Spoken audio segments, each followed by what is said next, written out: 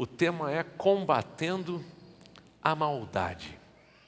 Diga, combatendo a maldade. E para tanto eu quero ler um texto da palavra de Deus que está em Apocalipse capítulo 2, versículo 20, a primeira parte. Apocalipse 2 e 20, a parte A. Diz assim: tenho, porém, contra ti o tolerares que essa mulher, Jezabel. Eu gosto de ler tirando esse que, dizendo: tenho, porém, contra ti o tolerares essa mulher, Jezabel. Diga, Jezabel não pode ser tolerada. Uma das maiores necessidades de quem serve a Deus é ter a percepção espiritual da ação de um espírito, de um comportamento que nós denominamos como sendo Jezabel. E isso vale tanto para a igreja quanto para a vida diária. Lá no seu trabalho, lá nos seus negócios, lá na sua família, lá no meio dos seus parentes e assim por diante. Para que você entenda o espírito de Jezabel, esse comportamento, ele tem agido trazendo perturbação onde ele é tolerado. É interessante que quando a gente olha para as cartas do Senhor Jesus, as igrejas que estão em Apocalipse, nós vamos nos deparar com Jesus falando à igreja de Tiatira: tenho, porém, contra ti a tolerância a essa mulher Jezabel. Você vai encontrar desde a história de Acabe, Jezabel e o profeta Elias, no decorrer da história, muitos arquétipos de Jezabel, a ponto de, na igreja primitiva, ter Jesus falando desse comportamento. É um espírito que atrapalha o desenvolvimento espiritual das pessoas, o crescimento da igreja.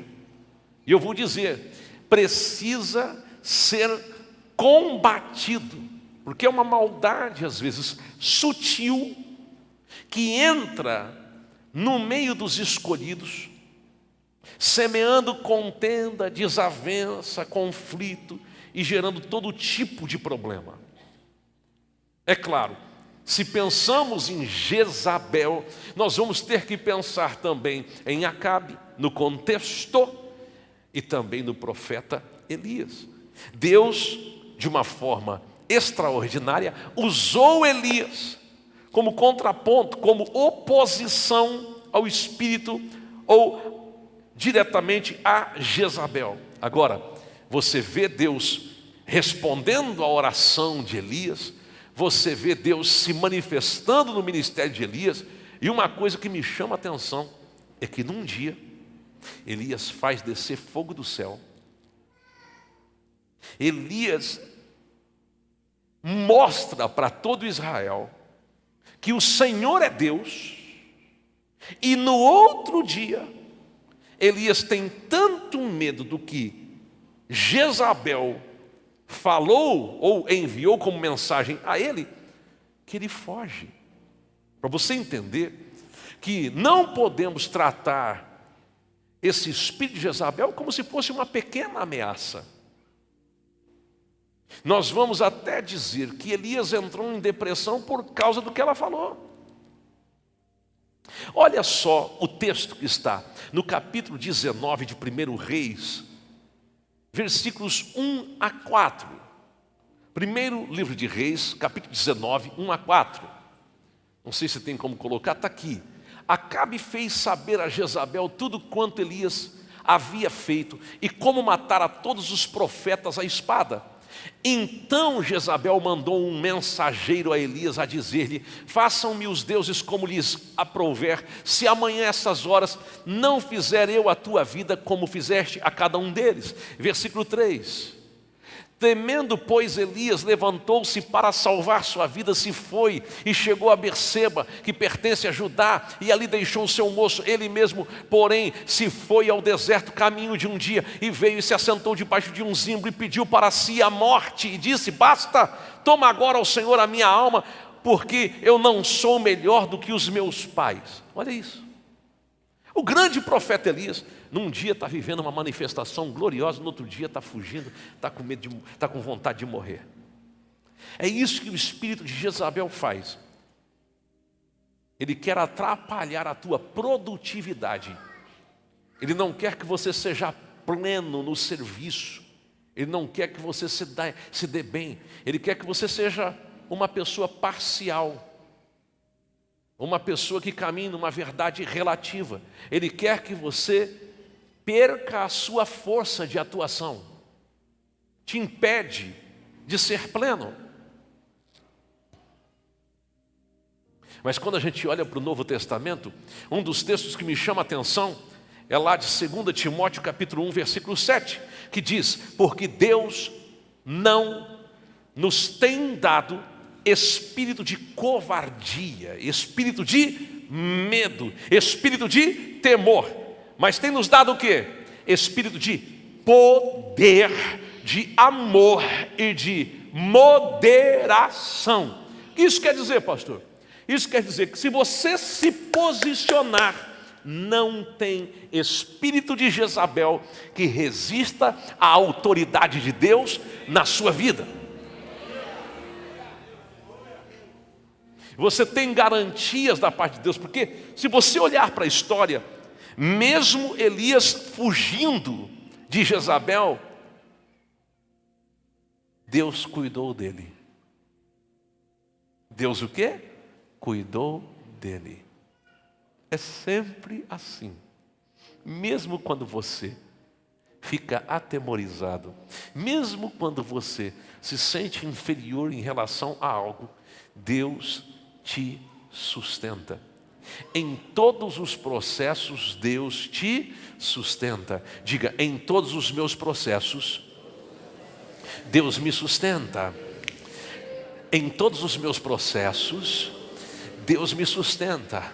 Diga: no meio dessa luta, Deus me sustenta.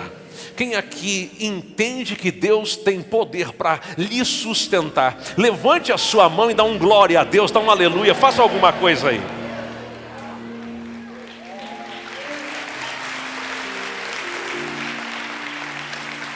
Mas é claro, a gente precisa fazer uma pergunta: como é que eu vou identificar esse espírito de Jezabel, esse comportamento? Que comportamento é esse?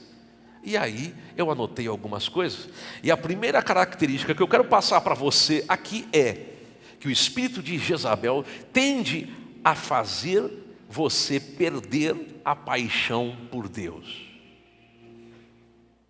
Tende a fazer o quê?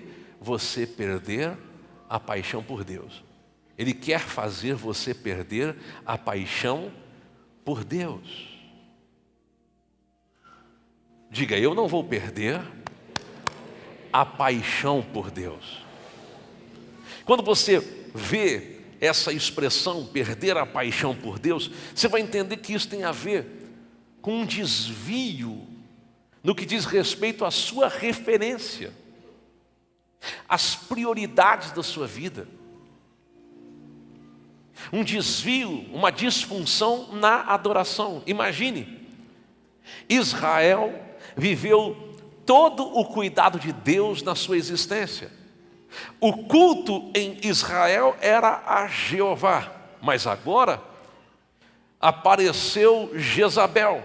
E a ideia de Jezabel é: vamos além de adorar a Jeová, adorar a Baal. Começa sempre assim. É sempre uma concessão.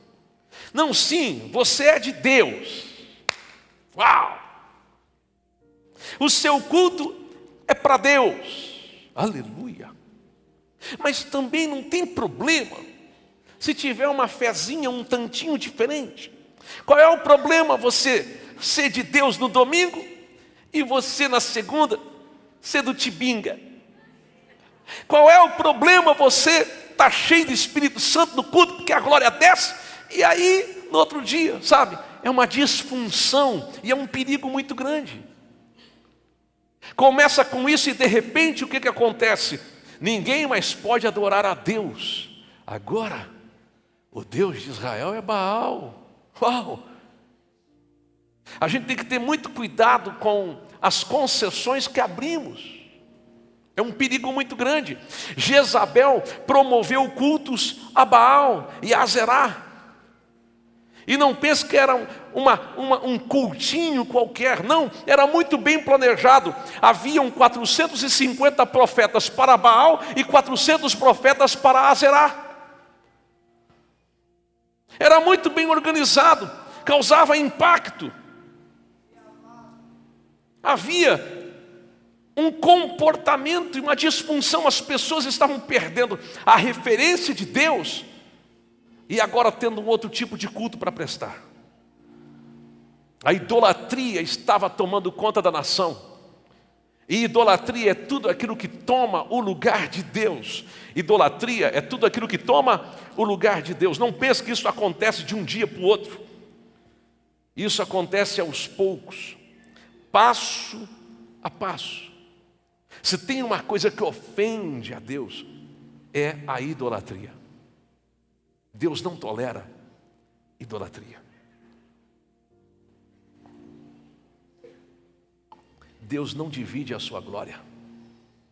Diga, Deus não divide a sua glória. Não tem como. Isaías capítulo 42, versículo 8. Isaías 42 e 8. Diz, eu sou o Senhor. Este é o meu nome.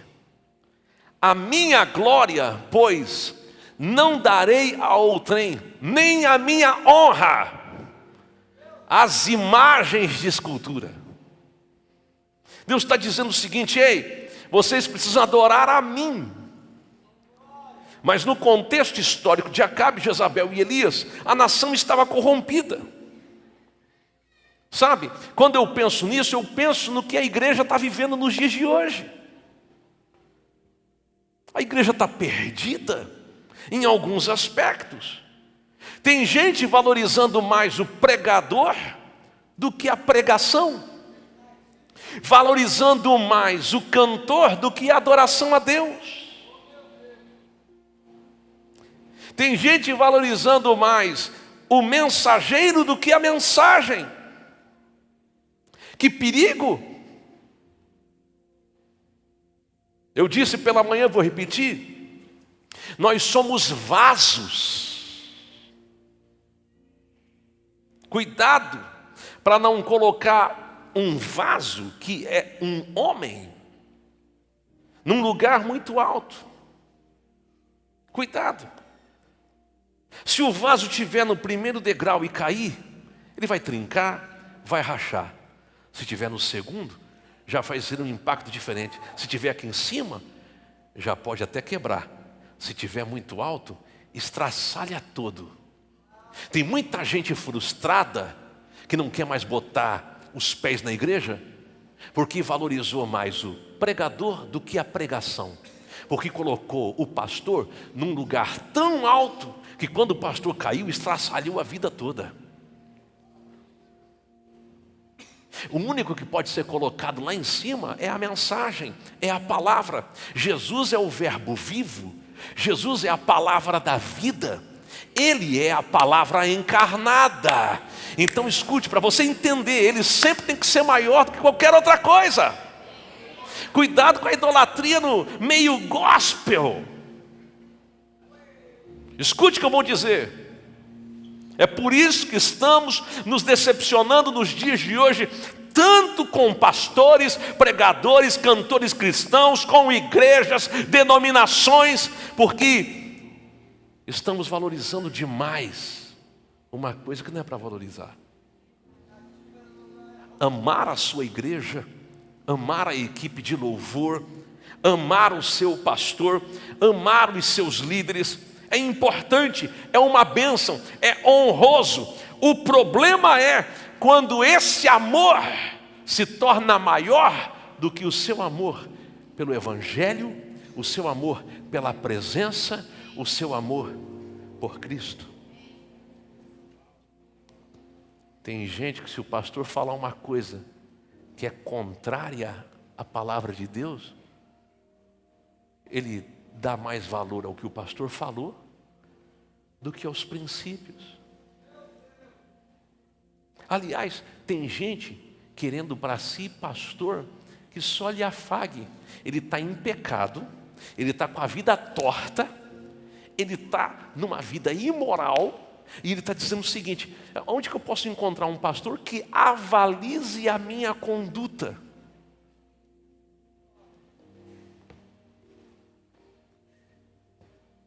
Não dá.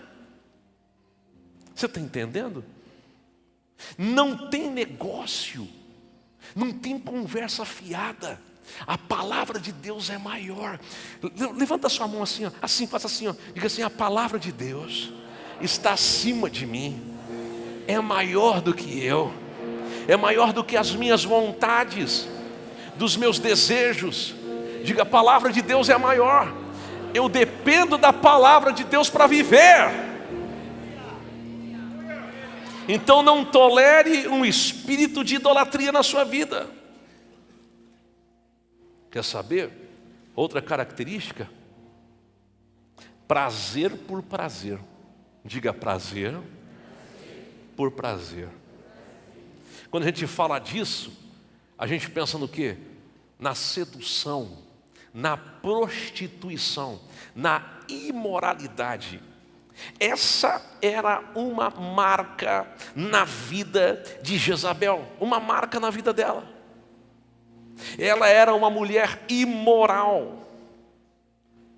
Jezabel é um tipo de mulher que estava acostumada a conquistar pessoas, a conquistar coisas, a ter benefícios através da sedução. Ela trabalhava assim. Era o jeito dela de trabalhar. Quando olhamos para a palavra de Deus, nós vamos encontrar a prostituição não só como uma infidelidade conjugal, uma imoralidade sexual. Você vai encontrar como uma prostituição, um adultério espiritual também. Quando lá no Novo Testamento a gente vê um escrito de Paulo falando a uma das igrejas: olha, infiéis, ele não está falando só infiéis, em outra tradução, adúlteros. De verdade, quando uma pessoa não é fiel a Deus, ela está em imoralidade. Você não pode negociar o seu servir a Deus. Não dá para ser de Deus e ser do mundo. Não dá para estar na casa de Deus domingo e na sexta-feira estar no tchan tchan tchan, tchu tchu tchu.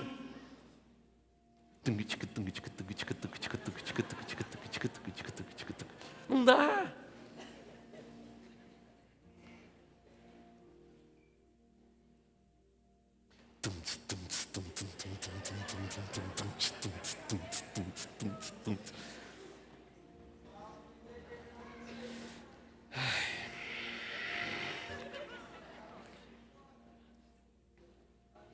Está cheio de filho pródigo na igreja. Tem uma vida devassa. Domingo volta para Cristo. Segunda desvia de novo. Domingo volta para Cristo. O que o senhor está querendo dizer com isso, pastor? Mateus 6:24. Ninguém pode servir a dois senhores, porque ou há de aborrecer-se de um e amar o outro, ou se devotará a um e desprezará o outro. Não podeis servir a Deus e às riquezas. Você tem que escolher servir a Deus e ponto final. Sabe o que é mais incrível? Tem muita gente infiel a Deus hoje, mas foi fiel ontem. Enquanto estava na luta, era fiel. E Deus foi dando coisas para ele. Deus foi acrescentando, ele foi crescendo. E aí ele chegou num patamar que agora, com as coisas que Deus deu para ele, ele diz que não tem mais tempo para Deus.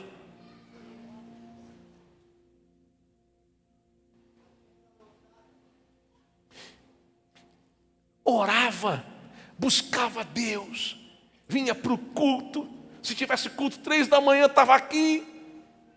Aí Deus colocou ele no patamar que ele queria. Agora ele diz: puxa, está tão complicado encontrar um buraco na minha agenda.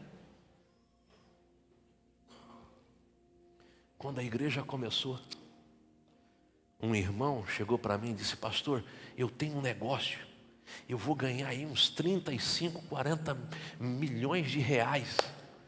Pastor, a primeira coisa que eu fiz foi colocar no meu coração de entregar o dízimo. O senhor ora por mim? Eu falei: eu oro, eu jejuo. A igreja começando, não tinha o que comer, uma luta tão grande, dificuldade extrema, coisa complicadíssima. Aí fui para o jejum, fui para a oração. Me lembro o dia que ele me encontrou num lugar e ele abriu a mala, uma mala cheia das letras que ele estava dizendo que estava vendendo. E eu olhei e disse: uau, coisa mais linda, mano. Nunca vi uma coisa tão linda na minha vida. Ele realmente tinha. Todo culto na igreja, todo culto na igreja, todo culto. Pensa num homem ungido, estava em tudo que era culto. De repente sumiu.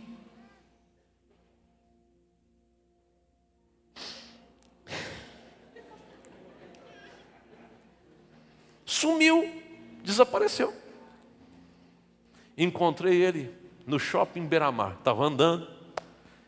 Ele veio, não tinha como ele fugir para cá nem para lá. Eu já fiquei até assim, constrangido, disse: não é melhor nem olhar para ver ele. Mas nós topamos. Ele olhou para mim e falou: pastor, eu tenho uma dívida com você. Eu tenho que voltar aí na igreja. Mas sabe aquele negócio das letras? Falei: sim, deu certo.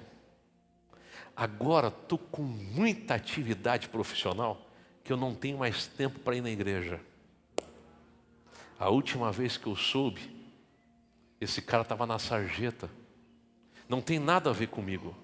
Eu não orei, não desejei, não é o que eu queria, não é o que eu quero, mas é uma sementeira. É muito sério essa questão. Tem gente que Deus abençoa, ele esquece que foi Deus que abençoou, agora não tem mais tempo para Deus. Tem gente se esquecendo dos seus começos, das suas lutas de ontem, de quando Deus o sustentou, de quando Deus o pegou pela mão, Deus o conduziu. Tem gente se esquecendo disso. Agora não honram mais a Deus. Diga misericórdia. Mas tem mais uma coisa. Qual é, pastor? Ai, ai, ai. A perseguição aos comprometidos. O espírito de Jezabel promove perseguição aos comprometidos. Diga: perseguição aos comprometidos. Não sei se você já teve essa percepção, mas eu já tive. Parece que fazer a coisa certa custa mais caro do que fazer errado. Andar em princípio parece que é muito mais custoso do que andar de qualquer jeito. Aliás, às vezes a gente até se depara com uma situação assim: poxa, tem cara fazendo errado, dá tudo certo. Eu faço tudo certo, dá errado. E aí a gente começa a fazer cálculo, fazer conta, a gente fica incomodado. E aí você, o tempo todo, fica sofrendo o tipo de uma artimanha, de uma sedução, para entrar por um descaminho. Que perigo! Não importa o que esteja acontecendo, princípio é princípio. Princípio te promove, princípio te protege, princípio te faz viver propósito em plenitude. Então surge o tipo de uma perseguição aos que são comprometidos. E Jezabel tem essa característica. Sabe por quê? Olha para o primeiro livro de Reis, capítulo 18, versículo 4. Olha isso. Porque quando Jezabel exterminava os profetas do Senhor, olha isso, exterminava. Os profetas que eram de fato de Deus falavam contra ela e ela não aceitava. Aliás, quando uma pessoa está ouvindo uma pregação e começa aquele senso assim, que palavra, eu não queria ouvir isso não. Eu queria uma palavra que me afagasse.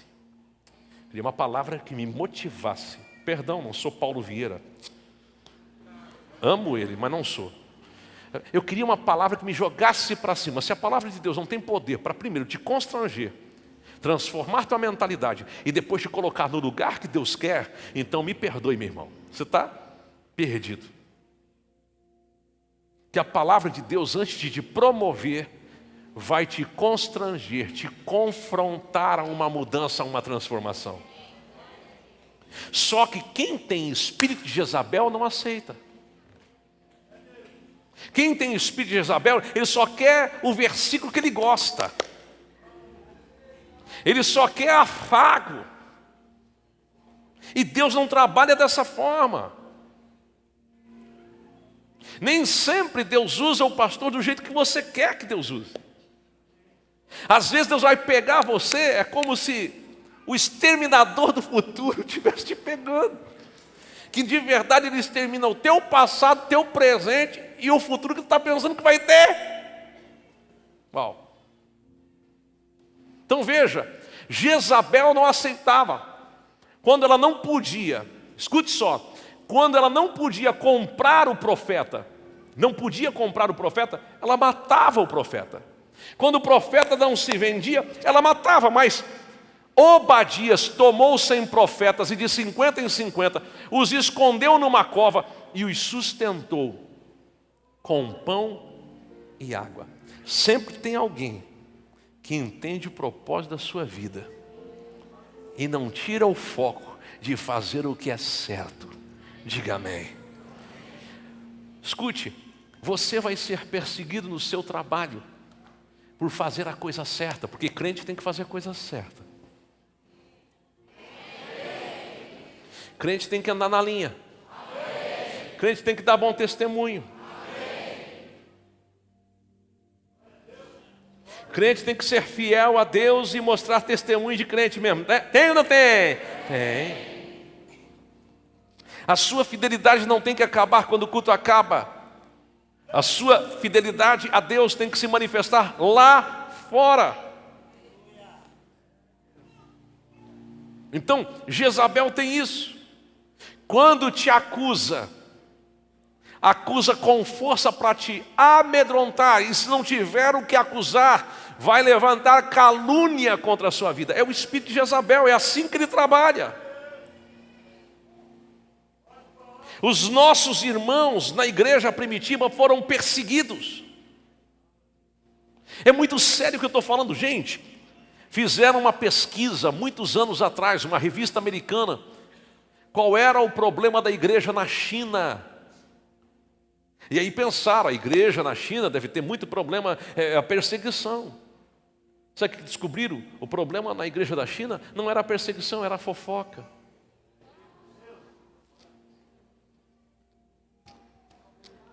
O espírito de Jezabel faz isso, coloca um contra o outro, gera esse tipo de... Às vezes não é o outro lá de fora que está perseguindo a igreja, às vezes é um irmão que está perseguindo o outro.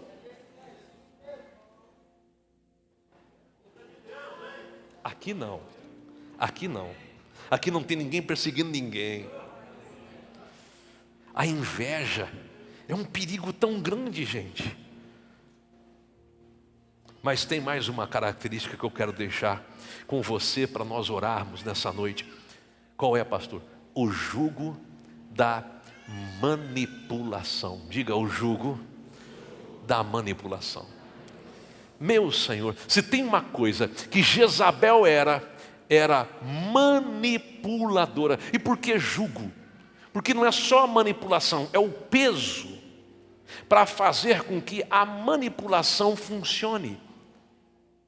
É o tipo de uma manipulação sobre pessoas que ela considerava escrava. É a escravidão na manipulação. é uma cobrança exagerada, descabida, é colocado um jugo pesado. Escute o que eu vou falar.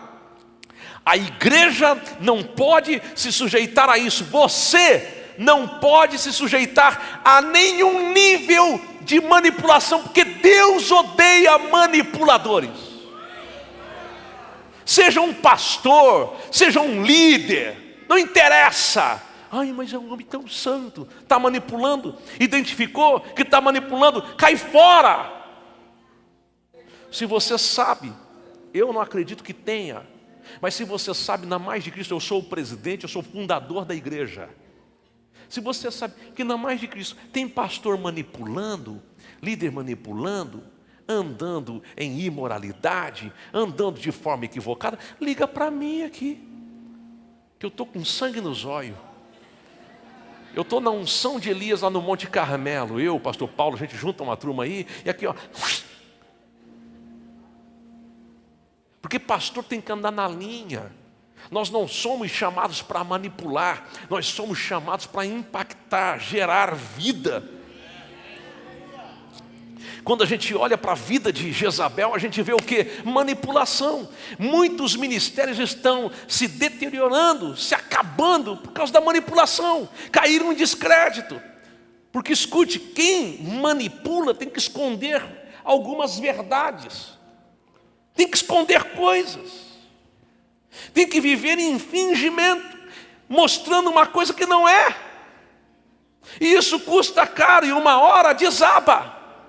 Desmorona, não tem como.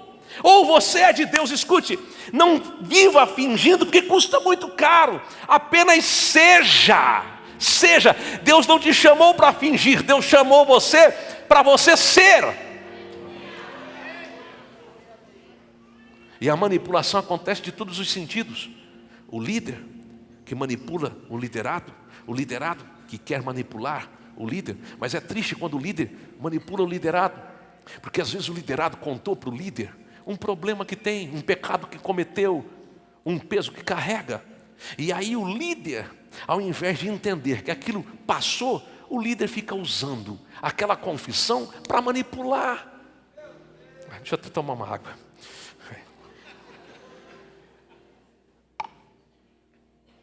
E eu já sei que tu pecou uma vez, pecou, já foi.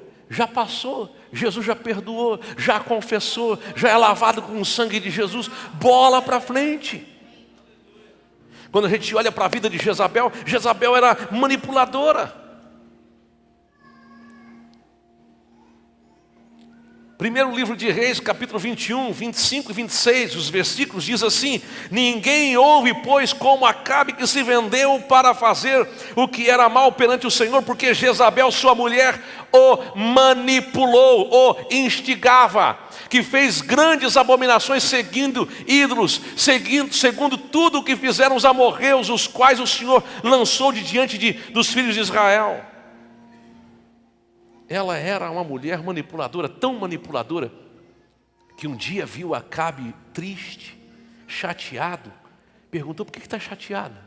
Por que está triste? Aí ele falou: não, é porque eu vi uma vinha aí, boa, muito boa, mas é de um homem aí, Nabote. Aí ela falou: mas vai lá, compra. Aí Nabote não quis vender. Então deixa comigo que eu resolvo. Essa vinha vai ser tua. E o final da história de Nabote é que Nabote perde a vida e perde a propriedade. Um homem honesto e inocente. Um manipulador não mede a consequência. Quando ele quer uma coisa, ele passa por cima de tudo. Que perigo! Fuja de gente manipuladora, fuja de toda manipulação, porque eu vou dizer, um manipulador, eu falei à tarde, vou falar agora à noite, um manipulador é sócio do diabo, anda na mentira para conseguir o que deseja, até trai, apunhala os outros pelas costas. Eu já tive gente manipuladora na igreja. Pastor, eu estou saindo da igreja porque não concordo com o que o senhor falou, com essa ideia da igreja agora. Então, estou saindo. E o senhor sabe que eu sou o maior dizimista dessa igreja. Eu falei para ele, fica à vontade. Mas eu sou o maior dizimista. Como querendo dizer o seguinte, você vai sentir falta do meu dízimo. Eu não sei quem dá dízimo, quanto dá de dízimo. Eu não controlo as finanças da igreja, não é comigo. Tem uma pessoa que faz isso. Eu não tenho responsabilidade com essas coisas. Eu estou preocupado. Não, porque trata melhor aquele, porque aquele lá é mais dizimista que o outro. Aqui, ó. Quer dizer, não fala o que tem que falar, porque ele é dizimista. Aliás, olha, quando é um pobrezinho, coitado, que está vindo na igreja sofrendo, faz o seguinte, ó, disciplina ele quando errar. Mas se for rico, dá um cargo para ele. Aqui, ó. É ruim. É ruim. Doutor é lá fora, médico é lá fora, juiz é lá fora, desembargador é lá fora. Aqui dentro é ovelha. Não tem manipulação, não tem conversa. Nós temos um compromisso com Deus. Eu quero que a tua alma vá bem, eu quero que você vá bem, eu quero te encontrar no céu. Eu não quero ser pedra de tropeço para você. A maior tragédia de um pastor é pregar a vida inteira e quando chegar no céu, não encontrar uma pessoa que todos os domingos ouvia ele pregar. É ruim. Mas às vezes na igreja a gente vê esse tipo de coisa. Igreja não é lugar de manipulação, de maltratar pessoas. Igreja é um lugar de amor e misericórdia. Amor e misericórdia. O quê? Amor e misericórdia. Amar o seu irmão. Amar o seu irmão. Amar. Não aceite a manipulação. Combata a manipulação. Não aceite de jeito nenhum que esse espírito de Jezabel traga sobre a sua vida todo tipo de manipulação. Como é que age uma pessoa manipuladora? Eu já estou encerrando. Ela se faz de inocente. Ao invés de assumir os erros, ela se faz de inocente. Olha, então, me colocaram de escanteio. Não reconhecem mais o meu valor. E ela usa uma artimanha, mas ela sempre tem uma verdade relativa. A verdade não é bem assim não, como os fatos dizem. Ela sempre esconde a verdade com meias histórias. É a pessoa manipuladora. Mas ela sempre transfere os erros, transfere a culpa. Sempre diz, olha, eu não queria fazer isso, mas fui forçado a isso. Fui forçado. É o espírito de Jezabel, age dessa forma, em todas as esferas, lá na empresa, lá no seu trabalho. Às vezes, um parente faz isso. Você tem que estar esperto, que uma vez que você identifica esse espírito de Jezabel, essa manipulação, você se posiciona. Diga amém. Mas eu quero concluir dizendo a você que a sementeira é a base da vida. Diga, a sementeira é a base da vida. Diga, a sementeira é a base da vida. Eu gosto do que diz a palavra de Deus em Gálatas 6 e 7. Não vos enganeis, de Deus não se zomba, pois aquilo que o homem semear, isto também ceifará. Diga, o que semear, vai colher. Diga assim, a semeadura é opcional, mas a colheita é obrigatória. Eu já vi muita gente que começou bem e terminou mal. Eu já vi muita gente batendo no peito que terminou mal. Olha isso.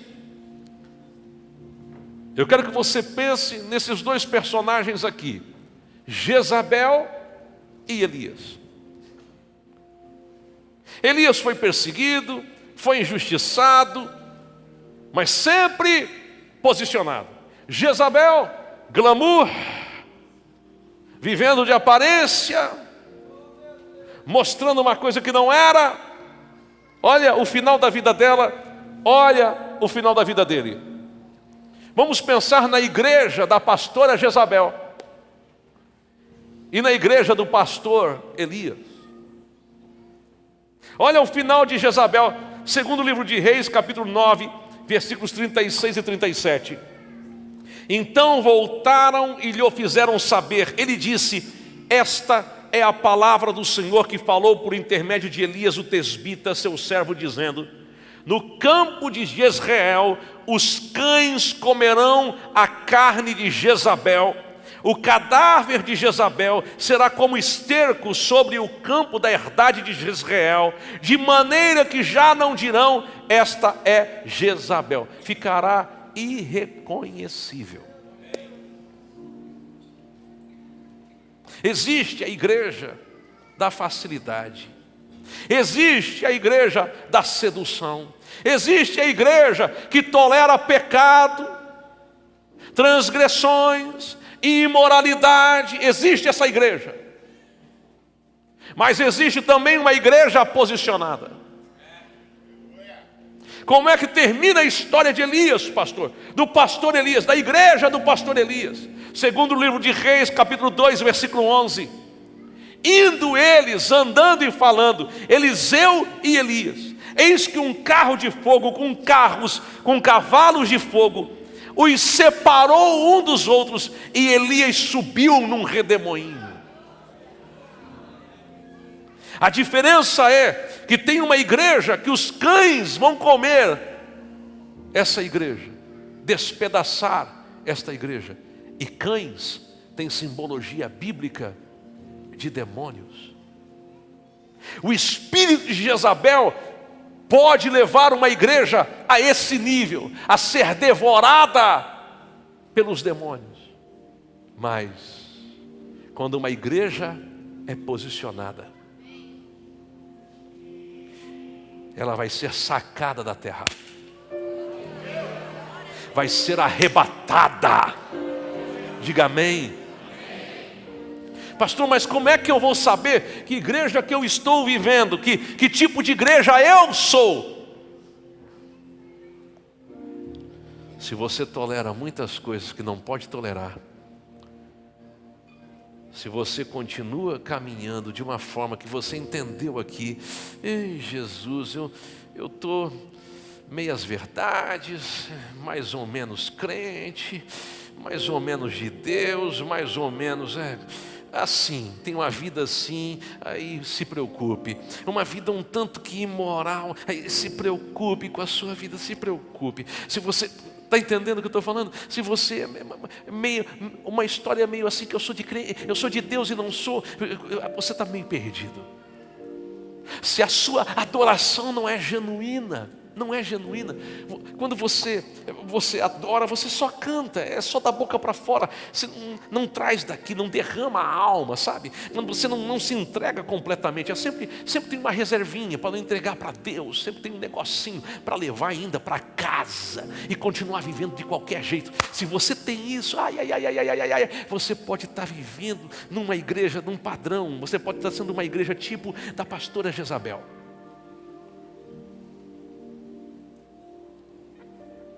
Mas se você está posicionado e você entende, calma aí, princípio para mim é maior do que qualquer coisa, e quer saber, eu vou fazer o que Elias fez, vou restaurar o altar ao Senhor, o altar da adoração.